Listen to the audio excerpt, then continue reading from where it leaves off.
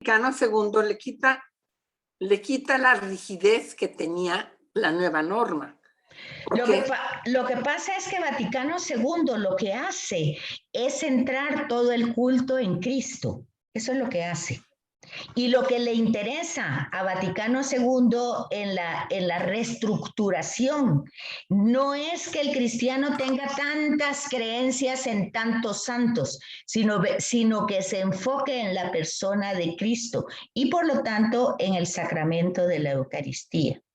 Y lo que le interesa no es tanto la lengua, que era el latín, como una reliquia ancestral, porque somos un pueblo que hablamos el mismo idioma, sino que lo que le interesa es que entendamos lo que dice la palabra, no tanto que le demos un culto al idioma.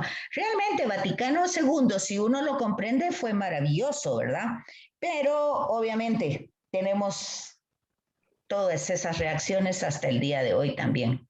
Mira, yo pensaba que dentro de esas normas ya no es la rigidez del Antiguo Testamento de que no podían ni subir el switch ni alimentar a sus animales, sino que la nueva ley de darle al domingo el día de Dios, el día del precepto de Dios, se quita la rigidez si estás enfermo, si no puedes asistir. Ya no es esa ley tan dura, tan exigente. Pero el prefacio dice que somos un pueblo cuya ley es el amor, dice. Y el lema, la justicia. Y nuestra palabra, la verdad. Cuando uno escucha los prefacios, uno entiende realmente qué estamos haciendo ahí y cómo es que nos volvemos pueblo, ¿verdad? Y eso es gracias a Vaticano. Incluso el hecho que yo esté compartiendo con ustedes y haber podido estudiar en un seminario es gracias a Vaticano, porque eso no pasaba antes de Vaticano II. Entonces, el Vaticano II lo que quiso hasta el día de hoy es la centralidad de Jesús. ¿Por qué? Porque si la iglesia existe, eso es Lumen Gentium. ¿Por qué la iglesia es luz para el mundo? Porque tiene a Jesús y porque es Jesús la luz del mundo. Y nosotros seremos una lámpara si tenemos esa luz, que es Él. O sea, de nosotros nos sale la luz. Somos como la luna, ¿verdad? La luna brilla, pero por la luz del sol, igual. Entonces nosotros somos el resplandor de Él, pero Él es el que ilumina, Él es el que salva, Él es. Entonces eso es lo que quiso Vaticano II. Y por eso no le importó que todos tuviéramos una Biblia y que todos nos preparáramos. Pero la gente sigue todavía sin comprender Vaticano II y tristemente a veces los que van captando son los nuevos seminarios, digamos. La formación de los nuevos seminaristas van teniendo ya todo ese bagaje de Vaticano. Pero fíjense, han pasado más de 50 años, ha costado muchísimo y ha habido mucho dolor en relación a eso. Entonces, pero aquí tienen ustedes todas las citas de Jesús como nuevo legislador, ¿verdad? Aquí tienen... Mira, Betsaida, también ahí dice que cuando en el libro dice propone normas nuevas, invierte las reglamentaciones del Código de Pureza.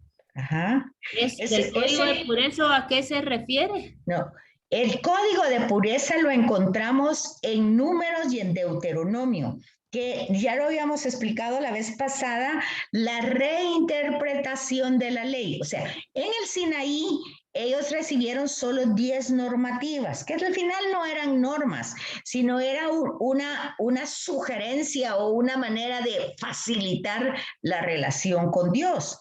Que Benito Juárez diría, el respeto al derecho ajeno es la paz. Es lo mismo. O sea, si tú respetas a Dios, temes a Dios, todo lo demás está respetado. Es lo mismo. Okay. Jesús viene y la simplifica en 2. Amar a Dios sobre todas las cosas y al prójimo. Ahí está totalmente simplificado. Va. Pero en todo el trayectorio, esas 10 legislaciones fueron aumentadas, porque acuérdense que eso se dio en el desierto. Entonces, cuando ellos llegaron y se establecieron en la tierra, tuvieron que tener una constitución, y ese es el Levítico. En el Levítico hay 613 normativas o leyes, sí, pues. pero más adelante está el Código de Santidad en el Deuteronomio, porque es una reinterpretación de la normativa después que ellos salen del exilio, porque ellos se fueron al exilio 70 años. Israel se quedó solo con la gente como esclava trabajando la tierra. Pero cuando regresaron por Ciro, el rey de Persa, que los deja regresar, entonces ellos lo que encuentran es todo devastado. Entonces, Esdras y Nehemías encuentran un rollo de la ley y ahí empieza otra vez la ley de santidad, el código de santidad, que es la que tienen los fariseos hasta el día de hoy. Ok. Y ahí entonces ya empieza más adelante el tema del Talmud. ¿Qué es el tema del Talmud? La Torá traducida al griego. Y en el griego ya entonces vemos que hay muchos judíos que se han ido a otras culturas, entonces la ley la van a interpretar de otra forma, según otras culturas. Y eso es el Talmud, pero ya es traducido al griego. Ok, gracias. Muy bien. Entonces, aquí dice, ¿verdad? Que al final de cuentas lo que importa es nuestra postura ante Jesús. A mí me llama la atención, por ejemplo, cuando las personas dicen que lo que dice Jesús, uno tiene que tener el criterio, dice la gente. Hablando de la confianza, ¿hay que tenerle confianza a la gente o no? Es en otro grupo, ¿verdad? Y entonces alguien dijo, no, a mí me dicen que soy muy desconfiada, dice, porque yo en todo miro algo negativo. Ah, ok. Y que es una ministra de la comunión. Ok, ¿y cómo ves eso? Eso, que Dios no nos ha hecho ingenuos, o sea, Él nos ha dado inteligencia y claro que nos dio una manera de ser, pero nosotros tenemos que lidiar con ella para que no nos engañen, para que no nos quiten, para que no nos roben. ¿Qué opinan ustedes? ¿Cómo es esa postura ante Jesús? ¿Prevalece nuestro criterio o prevalece el criterio de Jesús? ¿Qué hay que ser? ¿Confiado o desconfiado? ¿Cuál es la propuesta de Jesús? Confiado, digo yo, que tiene que ser. Yo creo que confiado debe ser uno. Confiado, ¿verdad? Pero las circunstancias nos demuestran que debemos ser desconfiados. No, ante un Dios que su palabra es promesa, es palabra de Dios. No podemos desconfiar, esa es nuestra fe. Que pase lo que pase, confiamos en Él.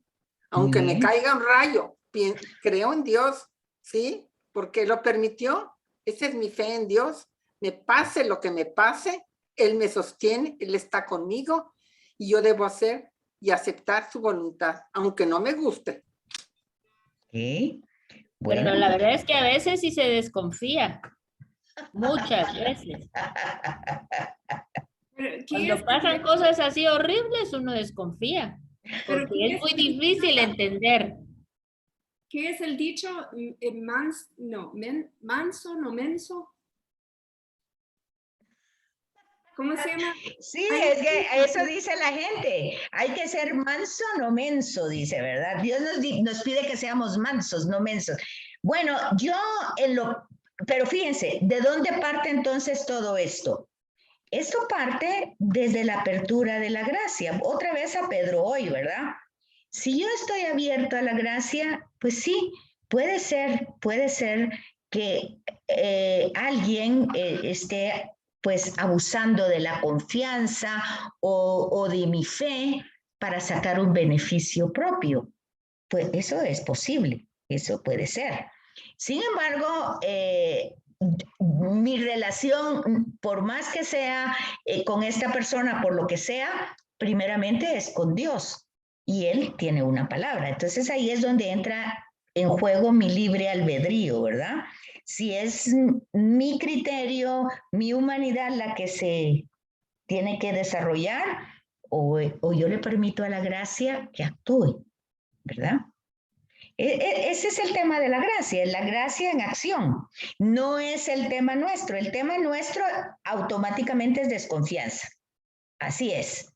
Y uno no puede confiar cuando pues la gente ya ha fallado varias veces. Incluso eso de perdonar 70 veces 7 no es fácil, aunque diga sí.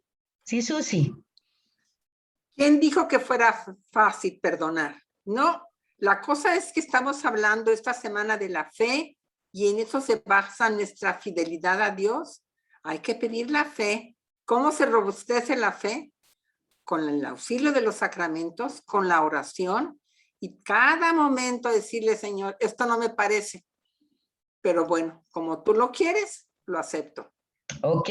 Entonces, tanto la oración es la gracia en acción, porque ese es el don de la piedad, o sea, eso lo recibimos. Tanto el someternos es la gracia en acción. Entonces, primero tenemos que ser honestos. Desde nuestras capacidades humanas no podemos. Tenemos que pedir la gracia. Ese es el tema, eso es lo que estamos estudiando. Y la fe es una gracia, es un don que lo tenemos que cultivar. Entonces ya ven, humanamente tenemos que ser honestos de que tenemos todo eso, no podemos perdonar desde nuestras capacidades humanas, sí desde la gracia. Si nos abrimos a la gracia, Él va a actuar. Entonces, ¿quién perdona? No soy yo, es Dios el que perdona a través de mí.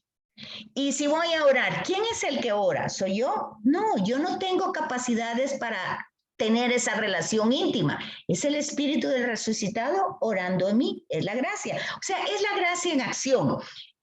¿Cuál es el punto? Necesitamos la gracia. Eso, para ser seguidores de Jesús necesitamos la gracia. Nuestras capacidades humanas no son suficientes. No fueron en Abraham, no fueron en Moisés, no fueron en los profetas, no fueron en ninguno. Solamente es Jesús el que nos da ese mérito. ¿Sí? No, es que lo que pensaba, alguien comentó que no es fácil aceptar situaciones muy difíciles. Mira, por ejemplo, esta semana supimos de una familia, alumnos de la Escuela de la Fe, los 4 estuvieron hospitalizados, murió el papá, los 3 demás quedaron muy dañados, estaban separados unos del otro. Yo no digo que la fe es radical, es un proceso, pero hay que pedirlo constantemente. Por eso si no es pedimos la fe, es la gracia que hay que Claro. pedirla. Y por eso tanto se insiste en la oración. En la oración, no de repetición, sino el encuentro con el Jesús en la meditación. Creo que ahí es donde encontramos la fuerza. O la vamos encontrando, porque tampoco la conversión es de ahorita para ahorita. ¿Sí? Es un don que hay que pedir. Yo sí creo que se puede perdonar y seguir caminando en los caminos de Dios si pedimos la gracia. O aceptar lo que venga, como la Madre Teresa que perdió todo ese contacto con Dios en la meditación. Sin embargo, su fe la hizo permanecer fiel. Pero no fue su fe, fue la gracia en la Madre Teresa.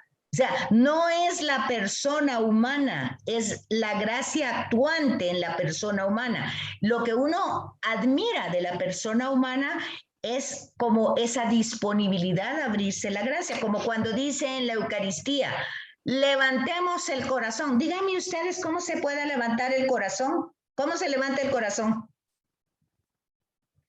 ¿Ah? La gracia. Levantar el corazón es la disponibilidad de ponerlo al servicio. Eso se dice en la Eucaristía, levantemos Sí, el corazón. abrirse, ¿verdad? Abrirse a la gracia. Y nosotros contestamos, lo tenemos levantado hacia el Señor. ¿Cómo? Nadie ni cuenta se da de lo que está diciendo. ¿Ves? Porque eso es gracia, darte cuenta de cada palabra que te dicen y lo que tú contestas. Eso no, porque si tú vas ahí y vas, solo estás físicamente y no sabes lo que estás haciendo, ahí no estás. Ahí no está la gracia actuando. Ahí estás porque por tradición, por costumbre, por lo que sea, vas. Entonces, acuérdense de lo que dice Juan Gabriel. Es más fuerte la costumbre que el amor. Es más fuerte, vean. Es cierto. Es más fuerte la costumbre que el amor. O sea, no estamos ahí por amor, estamos por costumbre, porque ya, ay, qué barbaridad.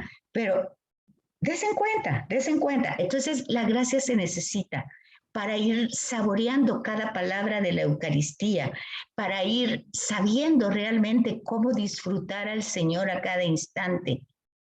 Por eso es una celebración. Una celebración es algo que se celebra, que se goza, que se disfruta. Bueno, ahí las dejo ahí para que vayan viendo todo esto. Es bastante, siempre hoy está muy claro en las lecturas de hoy. Entonces, siempre Jesús confirma. Acuérdense que el templo pues también se había vuelto una institución y la Pascua también, las fiestas judías estaban también institucionalizadas. Entonces Jesús no es que Jesús las anule, sino que ¿cuál es la función del templo? Que habite ahí Dios. Entonces resulta que Dios habita en la persona de Jesús. Por eso Él es el templo de Dios. Es sentido común. Tanto problema con el templo. Y Jesús dice, ay, miren, destrúyanlo. Y en 3 días se vuelve a construir. Y la gente no entiende y dice, pero si llevó más de 40 años construir el templo y dice que en 3 días. Y la ley, o sea, el Pesaj, la Pascua, que lo vimos en Éxodo, pues ya ven, no son las fiestas. Si ustedes se van al Evangelio de Juan, Jesús está en Jerusalén más que en Galilea. ¿Por qué? Porque todas las fiestas, Él se las aplica a Él.